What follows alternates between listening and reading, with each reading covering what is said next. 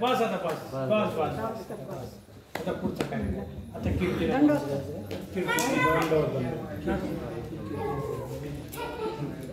छोटी मुलगी रवींद्र भाऊ पाटलांची संभाजीनगरची. आताच छोट्या बालिकेने या ठिकाणी जी विधीपाठ होती ती होऊन दाखवली आणि यानंतर संभाजीनगर येथील आमचे सर्वदेश वास्तव मंडळाचे कार्यकर्ते रवींद्र भाऊ पाटील यांची कुमारिका कीर्ती हे आपल्याकडे 2 शब्द मागे व्यक्त करत आहे.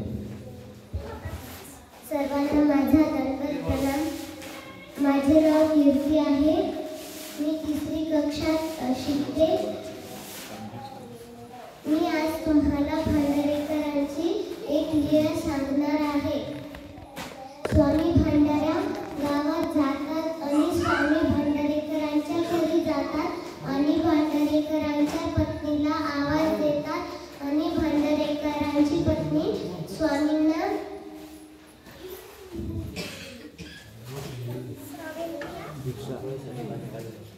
भिक्षा आणते आणि तिथे भांडारेकर बसले होते. ते पोथी वाचत होते. त्यांना एक प्रश्न पडला होता. त्यांना त्या प्रश्नाचा उत्तर नाही सापडत होता. मग स्वामी त्यांना म्हणाले, मागचे पान पहा.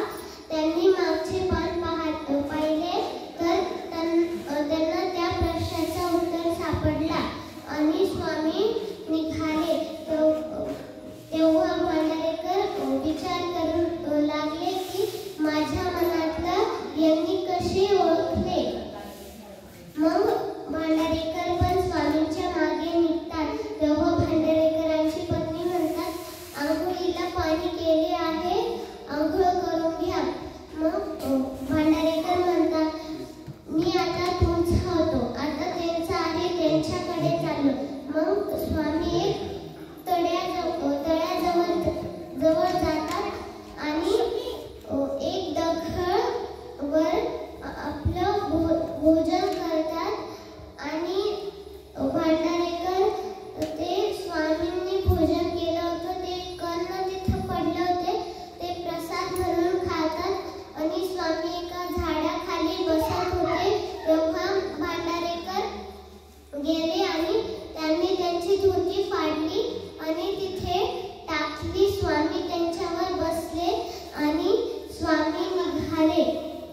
मग स्वामी सगळ्या भक्तजनांना सांगत होते की भांडारेकरांचे उठणं बसणं एवढं चांगलं होतं की तसं कोणाचंच नाही. दंडवत प्रणाम.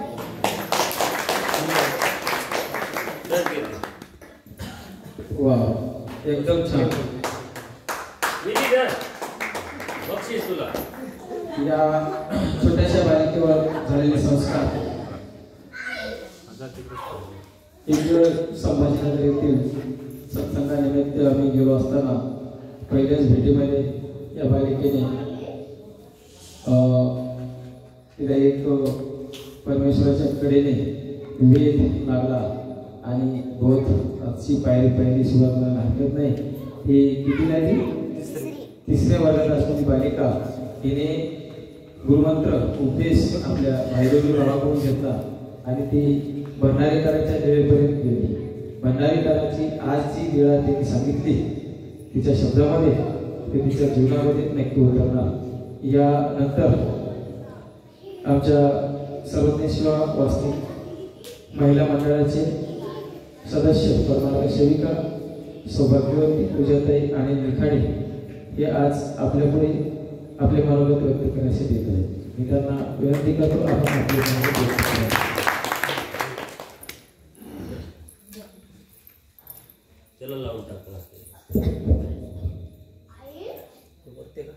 हा वरती घ्या थोडंसं करा सुरू करा होऊन जाईल तेव्हा त्याच्यावर अडकून.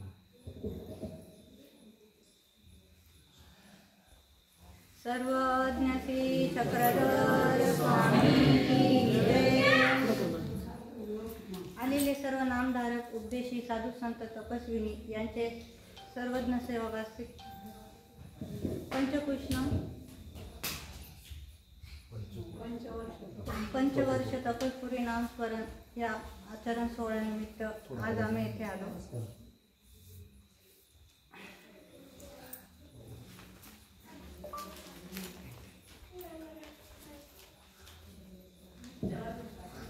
परमपूजनीय परमहंत भक्त भाईदेव मुनी यांना माझा दंडवत प्रणाम. तसेच दुधारे काका यांना पण माझा दंडवत. तसेच तसेच इथे जमलेले साधू संत महंत यांना पण माझा दंडवत व येथे बसलेले माझे वासनिक बंधू भगिनी यांना पण माझा दंडवत.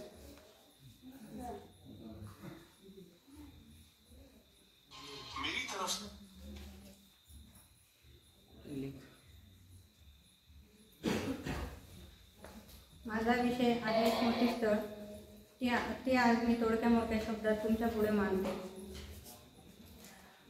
खरं तर मला या पंथाची काही माहिती नव्हती. मी पहिले अन्न देवदेवतेचं खूप करायचे. मग भाऊ आमच्या गावात आले. त्यांनी वेळोवेळी सत्संग घेतले. त्यातूनच आम्हाला बोध झाला. माझे गुरु परमपूजनीय परम आदरणीय दयाळमुनी वाडेकर ते आले. बरेचसे काही सांगू लागले. आम्हाला कशाचंच ज्ञान नव्हतं. उपार कसा दाखवावा किंवा दंडवत कसा करावा आम्हाला खूप हसू यायचं. कशाचीच आम्हाला माहिती नव्हती. त्यांनी वेळोवेळी आम्हाला सांगितलं. मग आम्ही त्यांच्याकडूनच उपदेश घेतला.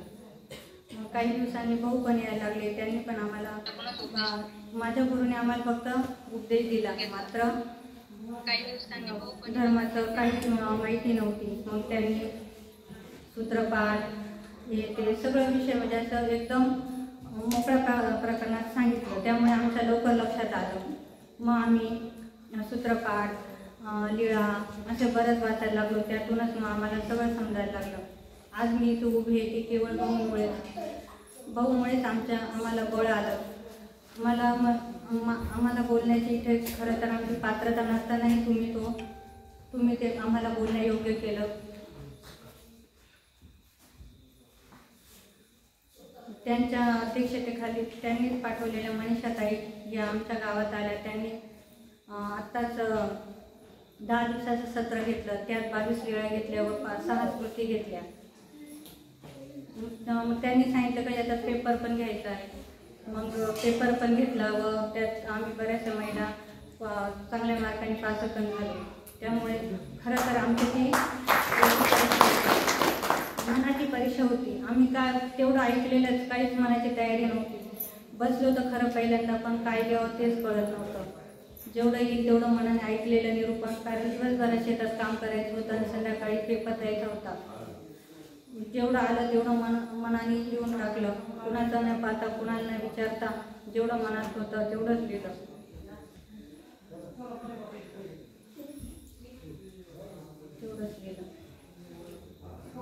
आणि बरेचसे म्हणजे भाऊचे सत्संग आम्ही ऐकतो. त्यातूनच बरेच काही शिकलो. कसं बोलायचं काय बोलायचं त्यातूनच आम्हाला सगळा अनुभव आला. म्हणून आम्ही पुढे उभे आहे. सर्वप्रथम मी एक लीळा सांगते. भाईदेवांची सांगते. भिंगारला सर्वज्ञांचे वास्तव्य होते. भिंगारला सर्वज्ञांचे वास्तव्य होते तेव्हा तेथे एक स्त्री आली. ती स्त्री सर्वज्ञांजवळ बसली व खूप दुःख करू लागली. तेव्हा स्वामी तिला विचारतात का दुःख करते. म्हणे मला 2 मुले, एक वेडा आहे एक पिता आहे. काय करावं म्हणे त्यांना इकडे आण. तेव्हा ती दोघां घरी गेली व दोघांना हाताशी धरून आणू लागली. तेव्हा मोठा मुलगा लखुदेव ते आईच्या हाताला चावा घेऊन पळून गेले. आईच्या हाताला चावा घेऊन पळून गेले व भाईदेव यांना आणलं. तेव्हा ते स्वामी मग ती आई भाईदेवांना स्वामींच्या सन्निधानात ठेवून घरी निघून गेले. भाईदेव हे स्वामींच्याच वास्तव्यात तिथे राहिले. स्वामी समवेत निद्रा करायचे. स्वामी सेवेत जेवण करायचे. लहान होते त्यामुळे त्यांना काही कळत नव्हतं. स्वामींच्याच कुशीत झोपायचे. एक दिवस त्यांना सूज लागली. तेव्हा ते स्वामींना उठवत होते. तेव्हा बाईसांना खूप राग आला. त्या म्हटल्या की चल मी येते. बाबांना कशाला उठवतोस. भाईदेव बास तसेच झोपून गेले. तेव्हा परत थोड्या वेळाने उठले व स्वामींना उठवत म्हणाले, चला ना, मला जायचे म्हणून. मुनिदेव त्यांचं ते वाक्य, मुनिदेव हो तू असे बोलत. तेव्हा स्वामी उठले व त्यांना घेऊन गेले व आपल्या दोन्ही श्रीचरणामध्ये धरून त्यांना सू करायला लावले. तेव्हा ते लघवीचे शिंतोडे त्यांच्या श्रीचरणा उडत होते. हे बाईसा पाहत होत्या. बाईसाने त्यांचे श्रीचरण धुतले व मग स्वामी परत झोपण्यास गेले. तसेच स्मृतीस्थळात पण असं आलेले की भाईदेव बारदेवा स्वामी उत्तरपंथी गेले. तेव्हा स्वामींचे काही स्थान करीत अटल मार्गे आचार्यांसमोर आचार्यांचे भक्त मंडळी काही गंगातीर्थचे स्थान करीत डोमेग्रामपर्यंत आले. डोमेग्रामपर्यंत आले तेव्हा बरेचसे स्थान होत आले. तेव्हा एका ओट्याजवळ आले तेव्हा स्वामींची पीक त्यांना दिसलेली, स्वामींची पीक पडलेली दिसली, पानाची पीक पडलेली दिसली. तेव्हा बाईदेवांना अशी अवस्था प्रकट झाली की धाडकन त्या पिकेवर पडले व आपल्या जिभेने चटाचटा चाटू लागले. तेव्हा त्यांच्या जिभेतून कधी रक्त निघायला लागले, कधी ती जिभेतून रक्त निघायला लागले त्यांना कळलेच नाही आणि खूप दुःख करू लागले. तेव्हा आचार्य त्यांना जवळ घेत म्हणाले, बाईदेव नका रडू, एवढे दुःख करू नका. तेव्हा ते रडत म्हणाले की स्वामींच्या सन्निधानात असूनही मी स्वामींजवळून अनुसरलो नाही. खूप डासाडासा रडू लागले व अतिशय दुःख करू लागले. त्यांच्या सन्निधानात सगळा आचार विचार केला पण मला काहीच कळले नाही, असं करून खूप दुःख करू लागले. तसेच अनंताची स्मृती. अनंत हा एका छोट्या गावात राहत होता. आईसमोर एका छोट्या गावात राहत होता, निंब्याजवळ. तेथे राहत होता. एक दिवस आचार्य तेथे भिक्षेसाठी गेले. तेव्हा अनंत पण त्यांच्या घरी गेला. अनंत पण त्यांच्या मार्गात गेला व तेथेच राहू लागला. त्यांना बोध झाला. मग त्यांनी उपदेश घेतला व तिथेच राहू लागले. नंतर परमेश्वर प्राप्तीची इच्छा झाली, त्यामुळे त्यांनी अनुसरण पण घेतले. जेव्हा त्यांच्या आईला कळले तेव्हा आई धावतच आरडाओरडा करीत मोठमोठ्याने बोलत त्या मार्गात आली. ती अशी काय ओरडत होती की बाकीचे सगळे भक्त मंडळी होते ते सगळे जमा झाले मार्गातले आणि तिच्याकडे बघत होती. ती इतकी बोलत होती, कोणाच्या बघण्याच्या परिस्थितीतच नव्हती, कोणाच्या बघण्याची परिस्थिती नव्हती. ती फडाफडा आचार्यांना बोलत होती, आचार्य हो इकडे या, तुम्ही माझ्या मुलाचे अनुसरण कसं काय केले, का केले, कोणाला विचारून केले, तुम्हाला माहिती आहे माझे पती सरलेले आहेत, माझा एकुलता एक मुलगा होता, आणि तुम्ही दीक्षा दिली, मी आता काय करू, तुम्ही आता दीक्षा दिली मी काय करू, कोणाच्या भरोशावर राहू, असं करून खूप दुःख करू लागले. तेव्हा त्या गर्दीतून अनंता पुढे आला व अनंता आपल्या आईला म्हणाला, आई आचार्यांना रागू नको, आई तू आचार्यांना रागू नको, आचार्यांनी मला काहीच सांगितलं नाही, मला ईश्वर प्राप्तीचा बोध झाला त्यामुळे मी अनुसरलो, आई तू आचार्यांना बोलू नको, एवढ्या मोठ्या महंताचे मन दुखवू नको. अनंता खूप दुःख करायचं पण आई ऐकायच्या परिस्थितीतच नव्हती. तेव्हा ऐकायच्या परिस्थितीतच नव्हती.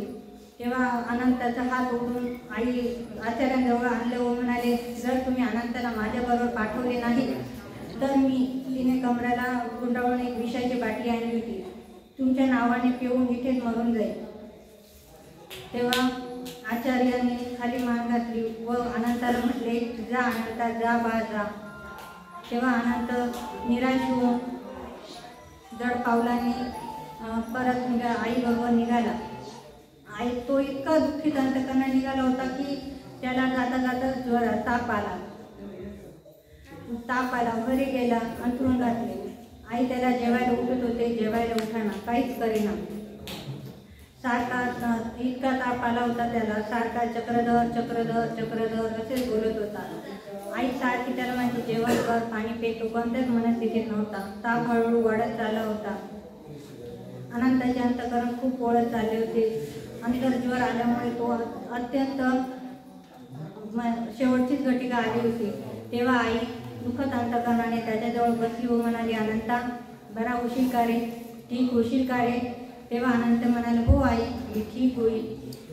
आईला खूप आनंद झाला. आई म्हणे, कसं काय? तेव्हा तो म्हणतो, जशी तू आचार्याला विषाची बाटली दाखवली तशी त्या काळाला पण विषाची बाटली दाखव, तो काळ परवेल म्हणे. तेव्हा आईचं अंतकरण खूप ओढव, खूप ढसाढसा रडू राहील. हळूहळू अनंताचा ताप वाढू लागला. तो अनंतातच विलीन झाला. अनंतातच विलीन झाला. एवढं त्याचं अंतकरण दुःखी होतं. हे जेव्हा आचार्यांना कळलं, आचार्य पण खूप दुःखी झाले. मार्गातले सगळे त्या दिवशी मार्गातले कोणीच भिक्षा केली नाही. सगळ्यांनी उपवास पाळला. सगळे शांत बसलेले होते. कुणीच कुणाशी बोलना. खूप दुःख झाले होते. त्यामुळे शांत बसलेल्या अवस्थेत एक जण हळूच पुढे आला व आचार्यांना म्हणाला, आचार्य एक विचारू का? तेव्हा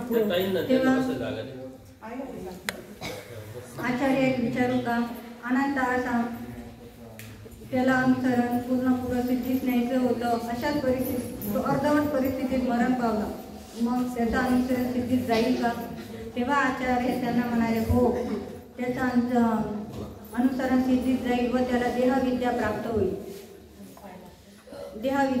होईल. त्यासाठी त्यांनी शेवटी एक गीत गायलेलं होतं, ते मी गाते. बीजे के लिए श्री चक्रधरा, बीजे के लिए श्री चक्रधरा, नैनी आल्या त्या अश्रुधारा, नैनी आल्या त्या अश्रुधारा, आसमानी तुडुंबले जन, आसमानी तुडुंबले जन, सेरा वेरा, सेरा वेरा, सेरा वेरा, सेरा वेरा. असेच भक्तजन खूप दुःख करीत बसले होते. तसेच सकळ जीवाची संपत्ती म्हणजे परमेश्वर संपत्ती. आम्हाला या संपत्तीत परमेश्वर संपत्तीचा अभिमान आहे. एवढे बोलून मी माझे 2 शब्द संपवते.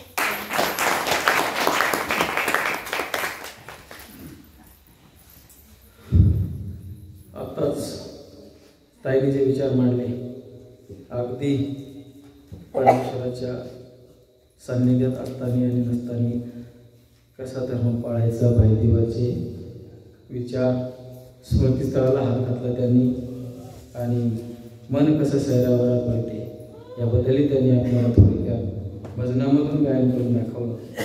याबद्दल त्यांचे खूप खूप आभार. सर्वांनी टाळ्या वाजवतात. धन्यवाद. त्यानंतर सर्वजन सेवा वास्तविक मंडळ महिला मंडळ अध्यक्ष मौजे गोळेगाव येथील सौभाग्यवती शीतलताई अरुण मधुर हे आपल्यापुढे आपले मनोगत व्यक्त करण्यासाठी येत आहेत. तरी आपण आपले मनोगत व्यक्त करण्यासाठी विलंब न लावता आपण या ठिकाणी आपले मनोगत व्यक्त करावे. प्रणाम. ब्रॅसलेट नाही कमी आहे.